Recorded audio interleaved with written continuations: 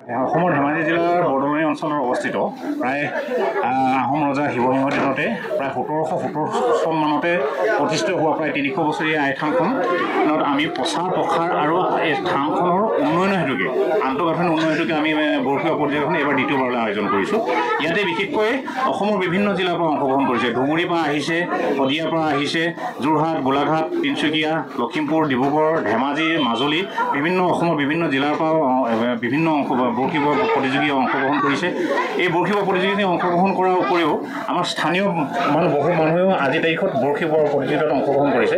আমাৰ লক্ষ্য উদ্দেশ্য আছিলে প্ৰচাৰ প্ৰসাৰ ক্ষেত্ৰত যদি আমি চাবলৈ যাওঁ আজিৰ দেশত এই থানখন 300 বছৰ পুৰণি থান হিচাপে যিভাগে আমাৰ প্ৰচাৰ প্ৰসাৰ হ'ব লাগিছিল, আন্তঃগাঁথনি যিভাগে নিৰ্মাণ হ'ব লাগিছিল বা উন্নত হ'ব লাগিছিল তেনেধৰণে হোৱা দেখা পোৱা নাই। গতিকে সেইকাৰণে আমি কিবা কৰি লৈ পিনি ইয়াৰ জৰিয়তে প্ৰচাৰ প্ৰসাৰ কৰাৰ উপৰিও এই থানখন কিবা প্ৰকাৰে ইয়াৰ পৰা কিছু পুঁজি সংগ্ৰহ কৰি লৈ পিনি উন্নয়ন কৰিব পাৰি নেকি তাৰ লক্ষ্য উদ্দেশ্য ৰাখি লৈ পিনি আমি বৰশী পৰ্যায়খন আয়োজন কৰিছিলোঁ। আৰু ইয়াতে আমি বিভিন্ন ধৰণৰ পুৰস্কাৰ ঘোষণা কৰিছিলোঁ। পুৰস্কাৰবিলাক এনেধৰণে আছিলে 35,000, 25,000, 15,000, 10,000 5টা, 5,000 10টা আৰু কনিষ্ঠ পুৰস্কাৰ 3,000।